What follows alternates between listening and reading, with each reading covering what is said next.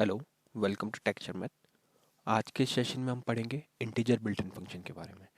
तो यहाँ मैंने एक प्रोग्राम क्रिएट किया हुआ है। हम उसको पहले देखते हैं और फिर समझते हैं कि कैसे और किस कंडीशन में हमारे को integer built in function use करना होता है। तो मैंने इसको एडिट मोड में ओपन किया।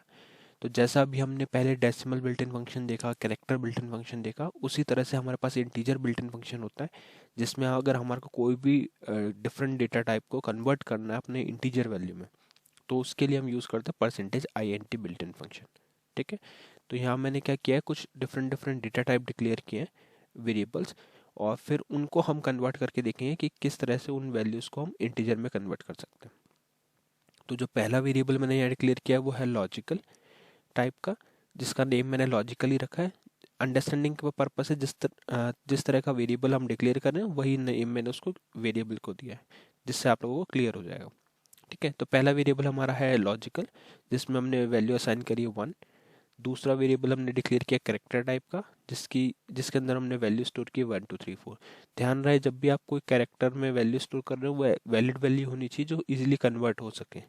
ऐसा नहीं कि आप यहाँ कोई लेटर लिख दोगे, क्योंकि ABC अगर इस तरह से कुछ लेटर लिखते हो तो वो फिर एरर देगा, वो कन्वर्ट नहीं कर पाएगा। एक वैलिड वैल्यू होनी चाहिए कैरेक्टर के अंदर जो हम कन्वर्ट करना चाहते हैं।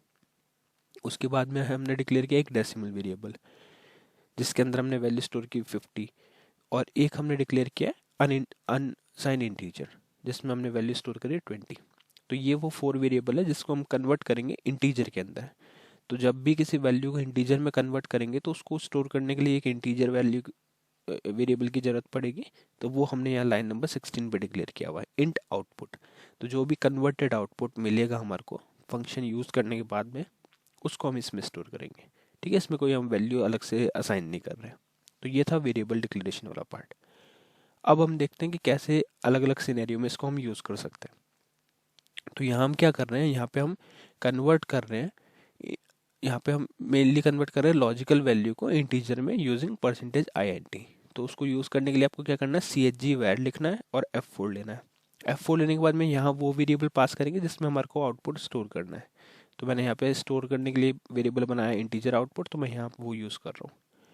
फिर हम percentage I N T use कर रहे हैं इंटीजर बिल्ट इन फंक्शन, और इसके अंदर हम पास कर रहे हैं लॉजिकल वेरिएबल। तो ये क्या करेगा, लॉजिकल वैल्यू को कन्वर्ट कर देगा इंटीजर में। तो लाइन नंबर 26 पे हमारा कन्वर्जन परफॉर्म हो चुका है। जैसे ये लाइन एग्जीक्यूट होगी हमारा कोड जो है वो वैल्यू को कन्वर्ट कर देगा इजीली अपने आउट इसके अंदर, इंटीजर के अंदर कन्वर्ट कर देगा। बट फिर उसको हमारे को आउटपुट पे शो करना है। तो शो करने के लिए मैं S N D P G M S G command use करता हूँ। मैं क्या कर रहा हूँ, वापस से उस इंटीजर वैल्यू को कैरेक्टर में कन्वर्ट कर रहा हूँ और फिर स्क्रीन पे शो करा रहा हूँ, क्योंकि हम इस कमांड के साथ में इंटीजर वैल्यू को प्रिंट नहीं कर सकते।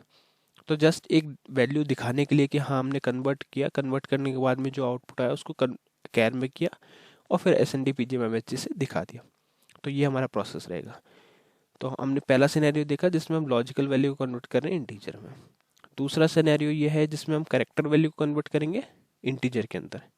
तो सेम प्रोसेस है, उसमें आप परसेंटेज आई एन टी के अंदर जो वेरिएबल पास करोगे वो कैरेक्टर टाइप का होगा, बट उसमें वैलिड वैल्यूज होंगी 1 2 3 4, या कोई भी ऐसा न्यूमेरिक वैल्यू जिसको इजीली इंटीजर में कन्वर्ट किया जा सकता हो। ठीक है। तो ये हमारा आउटपुट आ जाएगा इसके अंदर, फिर हम उसको कन्वर्ट करके स्क्रीन पे शो कराएंगे। लाइन नंबर 31 पे हम क्या कर रहे हैं, डेसिमल वैल्यू है उसको कन्वर्ट कर रहे हैं इंटीजर में using I N T function. और फिर जो वैल्यू हमारे को मिलेगी रिटर्न होके उसको हम कन्वर्ट करेंगे कैरेक्टर में, जस्ट स्क्रीन पे डिस्प्ले कराने के लिए। तो यहाँ पे हम यूज़ कर रहे हैं integer value, integer built in function to convert decimal value. Last scenario जो हमारा है वो है अनसाइन इंटीजर। जो भी आपका अनसाइन इंटीजर वैल्यू में डेटा पड़ा होगा उसको हम कन्वर्ट कर देंगे इंटीजर में और फिर उसको स्क्रीन पे शो करेंगे। तो सिंपल, अगर आप इस तरह से लाइन नहीं लिखना चाहते, सी एच जी वैल लेना है, F4 लेना है, उसके बाद में इन फील्ड्स को फिल करना है। तो पहला फील्ड में आप डाल दोगे वेरिएबल नेम जिस पे आप आउटपुट लेना चाहते हो, दूसरे पे आप अपना फंक्शन यूज़ कर सकते हो, और जो भी वैल्यू कन्वर्ट करनी है वो पैरेंथेसिस में रखोगे। ठीक है। तो ये था कुछ कन्वर्जन। अब हम इसको कंपाइल करके आउटपुट देख लेते हैं। आउटपुट के लिए ही हमने S N D P G M S G में करेक्टर कन्वर्जन किया है, अदरवाइज आपका ऑपरेशन तो वहीं परफॉर्म हो चुका है।